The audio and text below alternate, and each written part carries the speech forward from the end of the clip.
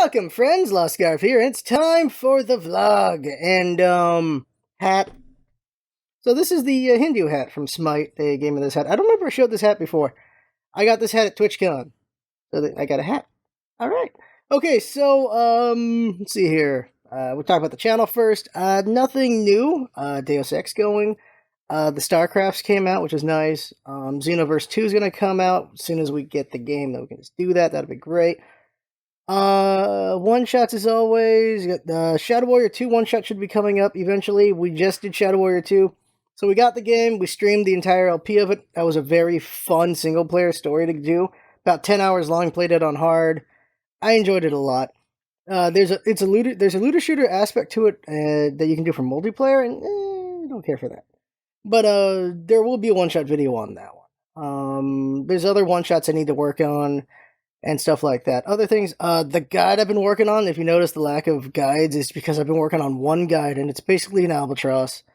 I've spent so much time on this. I've spent a month on this guide, and it's not done.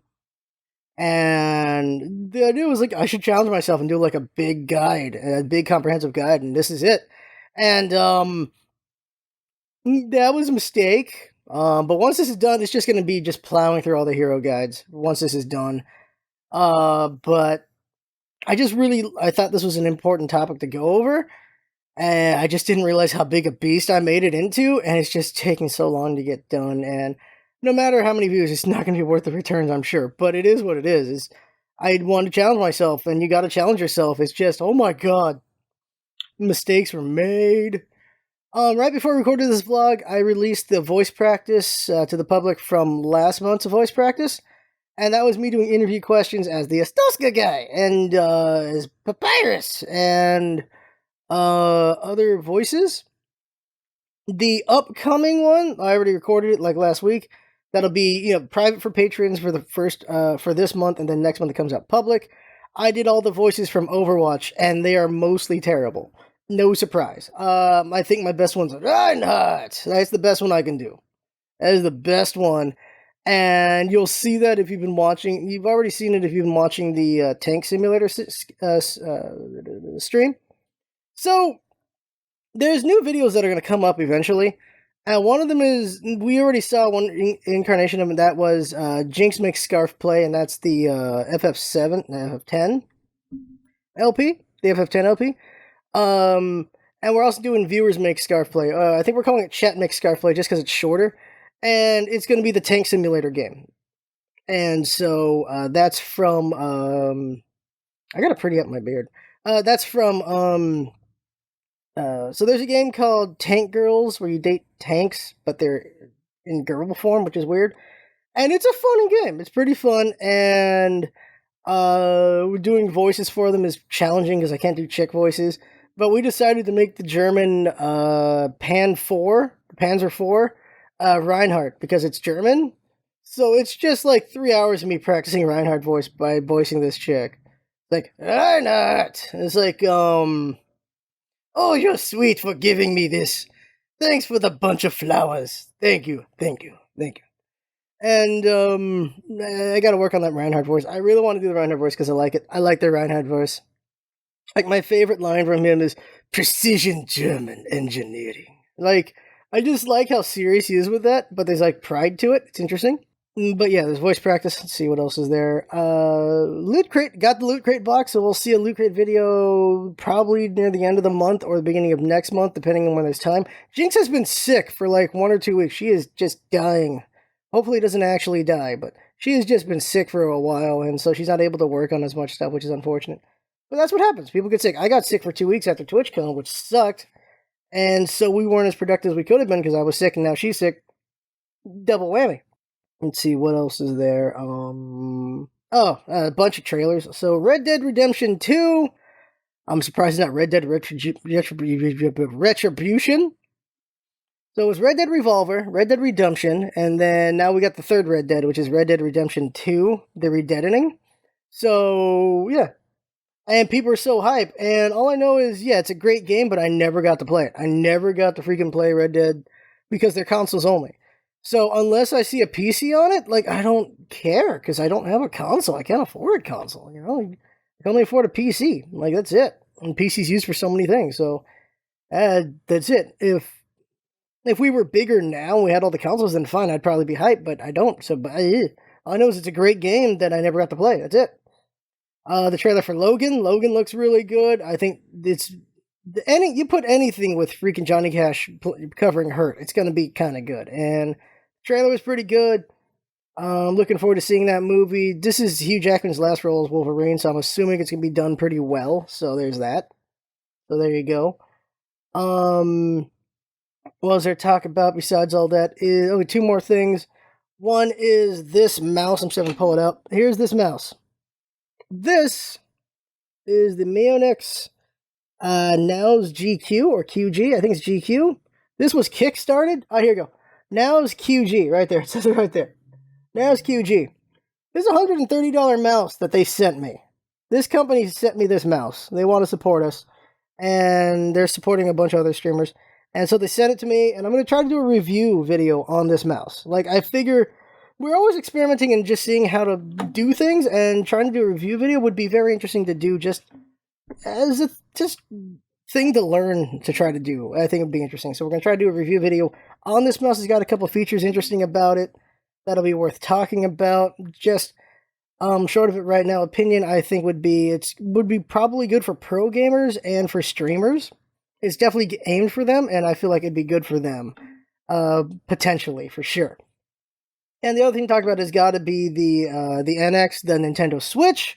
So a lot of people did hot takes. I knew that was going to happen. Everyone does hot takes about everything, and we didn't do a hot take because I'm like, hot takes, I feel like hot takes are only worth it, not from an entertainment standpoint, but from a knowledge standpoint. So I'm only going to watch people who know what they're talking about. And me, I don't know jack. Like, I feel like doing the movie reviews are good when I see the movie because, well, I've seen the movie, and there you go. I got to see the movie, and now I can talk about it. And sometimes I have knowledge on it, like DC and Marvel stuff. I have some knowledge there, so I can talk about it. So this is Nintendo. I've grown up on Nintendo. Nintendo's all I've ever played, for the most part. I've played PlayStation 2 because PlayStation 2 is PlayStation 2, and then there's PC. So I know a lot of Nintendo, but it doesn't mean I'm an expert on it. So I watched other people covering it. So I watched Gerard, the completionist, on it. I watched Jim Sterling on that one. I watched Carbot Animation because they're big fans of Nintendo, so I was interested to see what they thought. And I watched Angry Joe because he usually tries to be pretty technical and knowledgeable about things. So I was curious about what his opinions were. And so I watched basically those four guys to see what they thought about it. Because I would do one like just random hype guy flipping out over it. I'm not interested in that. Which is weird because that's kind of what we are. We're very good at being hype. But when it's a hot take about a thing, I want someone who knows what they're talking about. And so I was watching those, and like doing a hot take myself wouldn't be worth it. Talking about it here at the vlog would be worth it though, because now I have some opinion and thought. I had opinion when I saw it, but now I have some thoughts as to what other people were thinking or guessing about it. And that's enough of me explaining that. But let's just go with my initial thoughts on it, and it was, okay, here's the NX. And I was like, okay, and the guy just puts the things on. I was like, okay, it's portable. I think everyone remembered that. I'm like, okay, that's cool. And then it's just progressing. And then they show the guys in the car. They're going to go karting when they're playing Mario Kart. And each guy gets oh no, I think it was the airplane first. Yeah, it was the airplane first. So they do the airport thing. The guy's got the thing on the lunch table, and he pulls off the controls, and he's playing it like you're playing like Wii, basically. I'm like, oh, okay, that's cool. I like that. I like that you can just casually sit back and play. That's cool to me. I like that. And then you see the guys going to go-kart, gonna go go-karting, and doing two players with the little controls. And of course, everyone's concern is, the buttons are like in the middle right here, and then the sticks on the side, so it might be a little odd. And yeah, that's definitely a valid concern there. So I'm definitely curious about how it actually feels to hold it. I don't think we're going to be able to afford it in March, but unless I know someone who has it, I'll probably get to play it at Comic-Con, because it'll definitely be at Comic-Con. Hopefully I get to try it out sooner, but I don't have a job. It's unfortunate. Yeah, so little controllers going on there. That's cool. That's interesting, two players. And then they show that you can have two consoles next to each other, Bluetooth, and you can do 2v2. and that was cool. And then they showed esports, and I know people want Nintendo to do esports, so there's some people who are very interested in seeing that. And then they showed Mario, and so everyone wants to see, well, everyone in Nintendo wants to see another Mario game. And just really quick aside, just talking about new properties. The thing is, everyone, of course, they do sequels of their older properties. People will like the older properties. There's nothing wrong with sequelitis as long as you're trying to improve. And Nintendo, I feel, does try to innovate when they do sequels. Like, they've done it a lot, especially with Mario. Mario 64 was a big change, of course, because it went from 2D to 3D. They see Mario Sunshine, which is a completely different way to do a game. That was pretty damn cool right there with FLUDD and everything. And then, of course, Mario Galaxy. And then you had, was it Mario? I can't remember what it's called right now, but it's the Mario where one player is the tablet and they can make these little platforms to screw over or help you out. And of course, there's 4-player Mario going on. There's a lot of things happening there. Mario has had a lot of innovation in their games, which is great. The same thing goes for Kirby. Kirby's had quite a few innovations. Kirby on the 3DS is amazing. It fully takes advantage of 3D doing foreground and background. I like Triple Deluxe was really good at it, and Robopop is really good at it. One of my favorite things is just hitting the fourth wall. There's a funny thing where attacks can come from the back and the front, and Kirby can get hit with like a pendulum or something, and he just slams right into the freaking screen, which looks cute and hilarious. And he can also get knocked into the background from the foreground, and he'll just fly away, and it's hilarious. I really like that. I like that they take advantage of their stuff, and it's just really cool like that. Legend of Zelda, of course, has its innovations in different ways that they've done. And what are other ones? Metroid Prime did make a platformer first-person shooter. I don't know if they're the first ones to do it, but they made it in a big way because people were really skeptical of the concept when Metroid Prime came, and it showed that you could do this concept, which was pretty good. So Nintendo's always innovated in a lot of ways, and it's always been a good thing. And it's always been Nintendo running its own race. That's what I like about it, is they try to innovate and run their own race, and that's nice. I like that. They're not trying to compete necessarily with the other consoles. They're competing with themselves, kind of, and with the market. And how many people are going to want this? Some people want it, some people won't want it. And it's interesting seeing just YouTube. There's people like, the NX is, the Switch is crap. It's garbage. It's going to suck and all this stuff. And people like, it's going to be amazing. It's going to be great.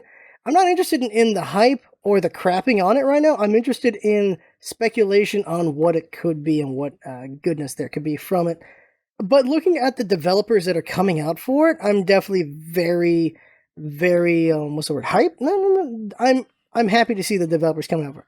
Bethesda's going to be there. They have not confirmed Skyrim. I'm hoping they're just going to have a new game on there. Skyrim, another version of Skyrim, that's fine. But if another game comes out from them, that'd be great. Marvelous has always been with them. Level 5. Atlas. There's a lot of developers who have already been developing for Nintendo, so they're going to make some good stuff. That's great. But it'd be interesting to see new third parties and AAAs coming in there. It's kind of important. And everyone has different concerns. Some people have concerns about the power of it. Jinx has a lot of concern about the power of it. There's battery life concerns, controller, just how well is it to play the controller is a thing. Some people are wondering, will 3DS still exist anymore, or is it all going to be all in on this thing since it's mobile? I personally want it to still be two things because a 3DS fits in the pocket, this does not. So I would prefer them being separate.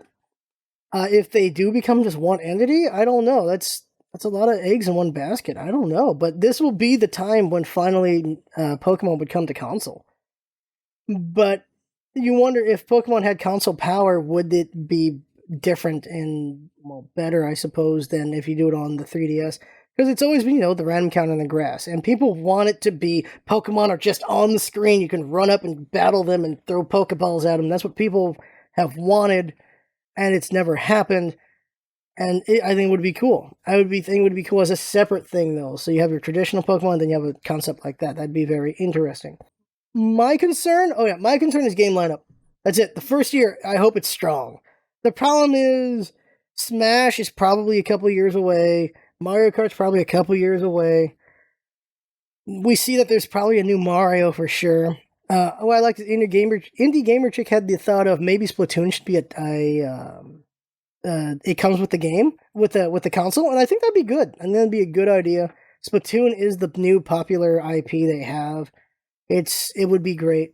What was the newest IP before Splatoon? I think it was Pikmin, and Pikmin came out of GameCube. Besides that was Animal Crossing, which came out of 64 or GameCube. I think GameCube. Were there any new IPs in Wii? I think that's the question. If you know in the comments, let me know if there was a new IP that point. I would really be interested in knowing that because I can't think of what new IP came out of Wii. Was WarioWare, was that that's not really an IP, but was WarioWare originally Wii or was it originally a 3DS game or a DS game, I think.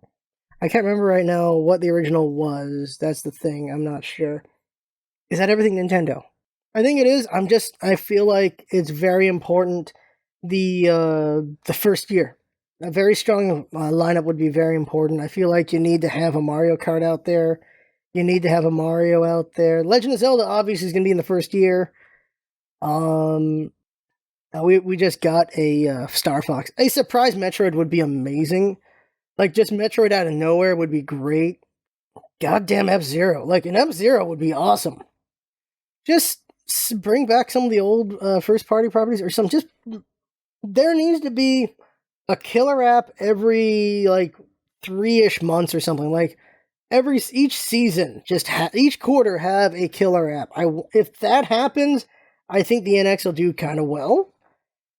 People want backward compatibility with 3DS. I don't know how you can manage that because it's a single screen, but I don't know. Whatever Nintendo can do to succeed, I hope they do them. That's the thing that's important to me, I feel. That's for sure. Xenoverse is going to be the next big LP. We just cannot, because Xenoverse is coming, the money goes towards that. We don't have any money in the budget for Battlefield 1. Battlefield 1 is a lot of fun. For me, it's essentially playing the original again, the original Battlefield, because you're not in World War II, but you're in World War I, and it's not exactly the same, but it's kind of similar. So I got to play it at Comic-Con, got to play it at TwitchCon, and it's like, yeah, I feel like I'm playing the original again, which is interesting. And it's fun, but Xenoverse versus something I've done before, even though everyone's loving the crap out of Battlefield 1, I'm going to pick Xenoverse because it's Dragon Ball. I love Xenoverse, so I'm going to go do that one. So there's just no money for Battlefield, unfortunately. After Xenoverse, it might be Dishonored. I can't think of any. It might be Owlboy, actually. Owlboy is a platform that has a lot of hype behind it. I'm actually curious about that one. That would be an interesting LP to do if it's as good as everyone thinks it will be. But it's definitely going to be Xenoverse for a while. And the only other game I know on the horizon is Dishonored 2, which we LP'd on stream. I don't know if we'd LP on channel, depends on how things are looking, but I can't think of anything else. If there's any other big games coming out on PC, let me know, because I can't think of anything. I can only think of Xenoverse. Civ 6 just came out, but that's not really an LP. That's a bonus game we could buy if we had the money for it, but we didn't got the money for it. I gotta get that damn job, didn't get it. Because I like Civ games. Like right now, Master Ryan I feel is like the best 4X this year, so I'm assuming Civ 6 probably either matches or blows it out of the water, but I don't know because I don't have it. So I think Dishonored 2 is the last big one of the year. If I'm wrong, let me know. That'd be good to know. Because I looked at the list and I just didn't see anything that stood out, so I'm not sure. I might just missed something when it comes to PC. Just quickly, yeah, if you didn't know, I think I mentioned last week, I didn't get the job, so it's going to be extra depressing for the voice practice to see it's me hyped up and just practicing all these voices for interview questions and then not getting the job. Depression sucks. Those of you who have it, you know it sucks. And it's a real pain in the ass when it becomes familiar. And you kind of get used to it, and you kind of get used to being in it. And just getting out of it is such a pain in the ass, but you have to get out of it. You can't let it keep you down. That's just how it is. If you let it keep you down, well, then you're not going to do anything, and that sucks. And you don't want to not do anything. You want to be able to get out of it. So you got to do something to get out of it. And for some of us, that is medication. For some of us, that's friends and all these other things. And that was an interesting thing that was talked about. I was listening to a thing on depression and on depression drugs. And for some people, it is a chemical thing. But for some people, the idea is it's to level you off so that you can you can accomplish the ability to try to get out of it. Because for the people who are so depressed they literally cannot get out of bed, the pills are there for them to give them the ability to get out of bed. And hopefully with the ability to get out of bed, they're able to get back out there, maybe get a job like I'm trying to do, get some friends, get on dates, stuff like that. Hopefully with the help of the drugs, they're able to do these things so that they can try to get out of the depression. Like, the pills don't cure the depression, it gives you the ability to deal with it, I suppose is the way to put it. Like, it gives you the ability to deal with it and hopefully get out of it eventually. Drugs aren't a cure-all. They are a way to help you try to get out of it, because it is a chemical thing and a mental thing. For some people, it's more one or the other. For me, it is very much very mental, and I made the foolish decision of never going on drugs to deal with it, and I'm effed up because of that. I know that much. My sister, I don't know if I ever mentioned this, on the other hand, she takes the pills, and that's because it's 100% chemical for her. She is a very happy person. She can deal with whatever. High pressure situations happen, she knows how to deal with it. But she has a digestive problem, and so that digestive problem forces her to only eat certain kinds of foods, and they're not creating the correct chemicals she needs in her brain chemistry. And because of that, she gets depression, but not the kind of depression you typically think of. It's not even depression, really. It's she can't control some emotions. Like, when it first came up, she was crying, and she had no idea why, because she was having a good day, but she was just crying and crying and crying, and she was crying for like a week straight, and it was scaring her. And she didn't have any of the typical thoughts that a depressed person has. That's because it was all chemical for her. It was all chemistry. The whole thing was because of her digestive problems, she wasn't getting the chemicals she needed for balancing out. So she was having just problems. And so thanks to the pills, she's at normal now. And that's just all because of chemistry for her. It's nothing mental for her. Well, for me, it's all mental. And the mental will affect the chemistry and stuff like that. And I've had the fortune of having good friends which have helped me try to be okay, so I haven't had to use pills. And it's just me trying to do it my way. There's many ways up the mountain and down the mountain. There's many ways to achieve things, and I just never wanted to use the pills, and that's my thing. There's nothing against people doing that. I just decided not to do that. And I could be all the better for it or all the worse for it because of that. I have no idea. That's kind of how life is. You never really know. But I don't know why that's the topic I want on. But that's a thing. Very quickly, for like the last 5 minutes of this, I want to go over this topic at more length, but because I just talked about depression, there goes that. And the topic is just checking yourself again, but just giving more thought to it. And that is because I've talked about checking yourself, maybe you should think a little bit more. And that is, the problem of it is the damned if you do, damned if you don't of it. It really is. Our world's geared towards entertainment in a way, and I don't think self-actualization is the right word. Not even self-fulfillment. I think it's not self-belief, but self-confirmation, something like that. Where if you really want, you can echo chamber the hell out of your life. You really could. If you want to find something that agrees with what you believe, you can find it. If you believe the earth is flat, you can find people who believe it too, who have made science things on it to prove the earth is flat. And there you go. If you're an anti-vaxxer, you can find information that confirms your beliefs in being an anti-vaxxer. If you're this, if you're that, if you're a science denier, you're a fact denier, all this stuff, you can find information, echo chamber, for you to be those things. And I try very hard to try to see both sides, but there are just things where I'm like, no, I cannot possibly believe that other side of it. And we've heard that a few times because I'm a scientist. So when I see creationism, I just go like, no, fuck, no, what the hell is wrong with you? And I will always feel that way, in the feeling of, okay, I thought my dog moved. The stuffed animal, I thought it moved for a second. I was scared. Like, what the shit? There's a cubby right there. And I'm always of the belief that in creationism, I feel like religion should never try to bullshit science, and that's what creationism is. And I just no, just do your Bible, just do that. Um, Trying to bullshit science, I feel, is just wrong, and they don't even use a scientific method for creationism, which is very frustrating and annoying. And it's just no, no. Like I've mentioned this before, the Bill Nye debate with that one creationist guy was retarded. It was a waste of everyone's time. It just wasn't worthwhile in any way. I know it was there for the undecided people, but no, that wasn't going to help anybody. Because the debate was, is Bill Nye going like, look, here's evolution, all this stuff. If you can give me proof of God, then fine. Or you can give me a scientific proof of creationism, then fine. And creationism didn't try to even do that. They're like, look, God is real, and here's all this shit coming from God and all that, and there you go, there you go, there you go, there you go. And it was just dumb because they were both arguing two different things, trying to convince the other of two different things. It's just not going to work out.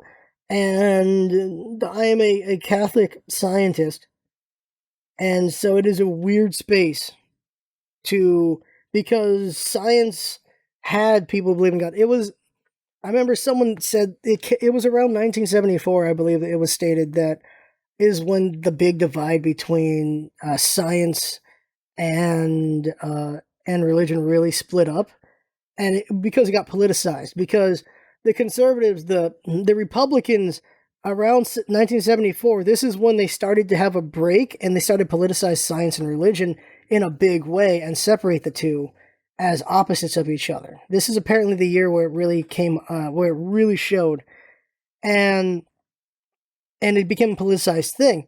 And so we go into, of course, the sports teams. We have Democrats and Republicans being sports teams, and it's the science is on the Democrat side and religion's on the freaking Republican side of the teams, and you have to stick to one or the other. You can't be one and the other, which is such a dumb thing, which, if you're a moderate, is like, what the hell are you talking about? So this happened, where it's just less and less and less conservatives believe in science over the years since 1974. And it's just, holy shit. Because a couple years back, I can't remember what field it is in science. I think it might have been physics. The guy went, okay, liberals, raise your hand. All right, libertarians, raise your hand. Okay, moderates, and then just all these other groups. And then he said, okay, conservatives, raise your hand. Like only 3 out of like thousands. He said, this is a problem. And the science community said, no, it's not a problem. We don't want those idiots in here. And that's the problem, is there was a time when conservatives were a part of the intellectual science community, and then they left because politics. They're like, religion, you get all these religious voters, and there you go. And even then, it's just religion versus science wasn't always a thing, which is very frustrating. It became a thing not recent, but like even way back then, like when you got like Galileo, although Galileo was more because he was a prick than anything. The separation between science and religion, that's because religion was like, well, it was this. Like, they're just like, here's the answer. And science like, that's not provable. And we have the scientific method shows that it's more likely to be this than that. Like, religion was the sun revolves around the earth. Science finds the earth revolves around the sun. It's like, well, those are two separate things. And instead of religion going, well, F me, we guessed wrong or something like that, which science is supposed to be willing to do, is saying, well, we're wrong about this. Well, crap. They're like, no, we're right. No. From God, we're right. The earth does not revolve around the sun. It's the sun around the earth. And the earth is 10,000 years old because a pope said that. Because the pope's the closest thing to God. And can you believe I believe in God? Because I don't believe I believe in God. I don't understand, whenever I go over this, how I still believe. I don't know if it's because of my upbringing or what, but I still believe that there's something out there. I believe, well, Jesus was real. It's a question of whether he was divine or not. But this is a whole rigmarole. It's a lot of things, and it's even just trying to go through it. It is exhausting to try to just think through all this, and that's the problem. I think that's at the end of the day, that's the big problem. Is it's too exhausting to think about all these things. So people usually just go with their gut and how they feel about something. Someone go like, my gut tells me the Earth is flat, or my gut tells me no, that's wrong. The Earth is round. We revolve around the sun revolves around us. My gut tells me that vaccines are not good for us. My gut tells me, no, vaccines, we can trust vaccines. And this and that. And an argument I can give you, like, okay, there's two more things I want to cover. And that was science denier and then fact denier and expert denier. I think the more expert denier. Brexit happens, right? And one of the guys for Brexit, this is before Brexit happened. I think I said, so before Brexit happened, they interview a guy, and they're like, well, the experts say that if Brexit happens, we're going to be screwed financially. We're going to be in trouble here. And the guy says, like, look, I'm tired of listening to the experts. I'm tired of the experts lording their information over us. We shouldn't be listening to the experts. What the fudge is wrong with you? Don't listen to the experts. If a pipe bursts in my house, I'm going to get a freaking plumber. He's an expert. He's going to tell me he needs to do these repairs. I'm not going to tell him, no, you're wrong. I don't think that's what it is. No, you trust experts. I know this is the thing that makes politics so goddamn scary, is if something is counter to your political agenda, you have to talk around it to the point that you are a fucking moron. Like, we're moving to Trump now. Trump supporters blow my fucking mind. I just keep seeing, like, I'm looking at CNN, I'm looking at MSNBC, I'm looking at Fox, I'm looking at just all the news channels, and you just see the Trump supporters defending Trump. The locker room talk. Fuck me, are you kidding me? You kidding with that shit? Boys, that's just what boys say. Bad hombres isn't as bad as the N-word. Are you shitting me? Holy shit. The defense of Trump just blows my mind. Like, just even Giuliani, after Trump did the whole thing where he's basically saying you could shoot Hillary Clinton to stop her, and Giuliani has to show up like a minute later and you're like, no, what he means is you can stop her with the votes. But considering the line of events and what Trump was saying, you can only stop her with a gun at that point. You can't stop her with a vote. Mind-blowing. And you just, I don't know how the hell you can support him with how ridiculous this shit is getting. And this was the topic I really wanted to talk about, but no time to talk about it now. Is just, it's exhausting to do this, but just consider, why the hell are so many people behind Trump? It can't just be because they're all racist, that they're all deplorables. There has to be economic reasons why, social issues why. There's got to be other reasons why.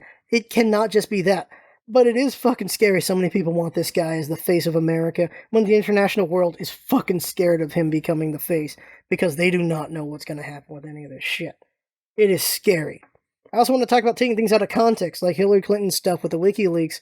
They're like, look, she said all this shit and all these things, and you read the actual things, like, in context, it's not even bad. In context, it makes sense what she said. And I'm really tired of things being taken out of context in a lot of things. I'm like, whenever this thing happens, like, Trump said this shit. Okay, I'm going to see the entire tape. It's like, okay, yeah, he was pretty shitty, that whole thing. Okay. Hillary said the Abe Lincoln thing about it being public and private. I'm like, okay, okay, you're saying she's two-faced. Okay, let's read the actual thing. She's talking about Abraham Lincoln, how he achieved the 13th Amendment by being a bit duplicitous about things. That's what she was talking about in that email. Things getting taken out of context, and when you actually read the context, like, oh shit, that's something else. I'm so tired of out of context, but it is so exhausting to try to find the context, to understand it. It's a lot easier to like, oh, I just believe this person's saying that this out of context thing is exactly what it is. It's just so much easier, and we all do it. We do the same thing with science. We do the same thing with studies show that bullshit, and we all believe the bullshit. And some of us looking like, no, that's actually bullshit. It was the thing with eggs. Eggs will kill you. Eggs will not kill you. Eggs are good for you. Eggs are bad for you. It's just fuck. That's what it is.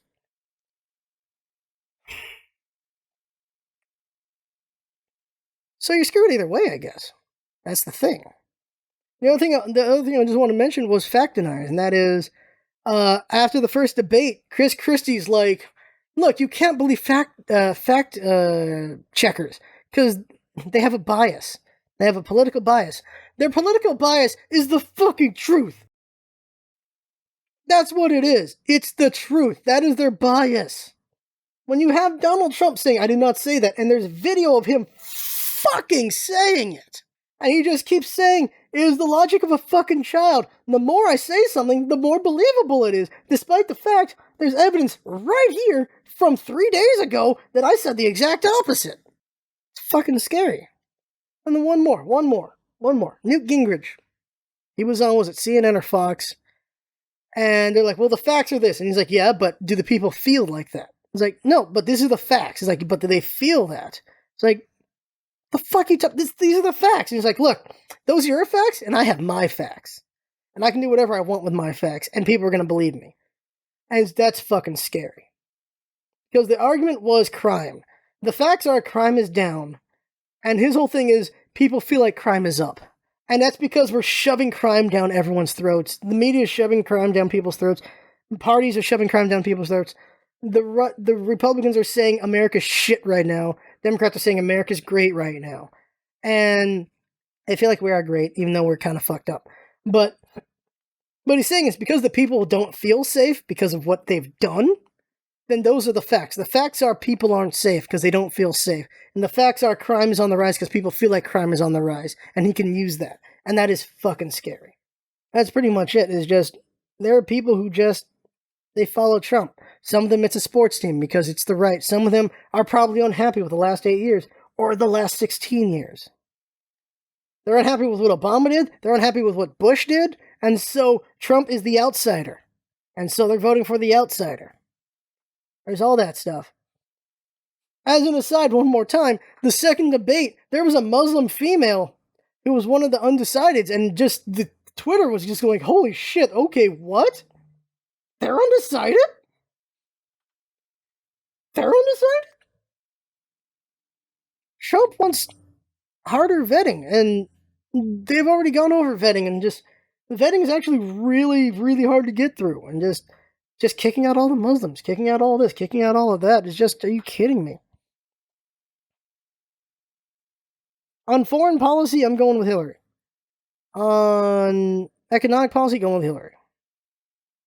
So foreign and domestic, I'm taking her plans. Foreign and domestic, I don't see anything with Trump. Especially because it's constantly like, look, the plan will come out. When it comes out, I'll let you know later on. And the most damning thing, of course, is that he's not going to relinquish power when the election's over because the whole rig thing, and fuck me with that. But talked long enough, talked way long enough, that's enough. But, yeah, just, god damn it. God damn it. Hillary fucked up with Benghazi. I'm of the belief she's not going to fuck up again. Because you don't want to make another fuck up like Benghazi. You don't want another fuck up like the emails, obviously. And you know what that is? That's learning. That's learning from mistakes. I'm of the belief she will not do that again. Trump has shown constantly he does the same things. Or even when he gets caught with his shit, he says, no, I didn't do that. It's a fucking child versus a grown woman. That's what it is. It's terrifying. And there's people who are terrified of Hillary winning. But it's a competent politician versus an incompetent businessman. I'm taking the competent politician because this is political work. For God's sakes. Alright, well, made it politics again. Didn't want to. God damn it, we're almost there. We're almost at the point where I don't have to talk about politics anymore. Where that's not what's bugging me. Where that's not the thing on my mind anymore. Then again, I'd rather be ranting about politics than be depressed as fuck. So at least there's that, I guess. I'd rather have rage than sorrow, I think. I'd rather be the Hulk than, every goddamn emo character ever.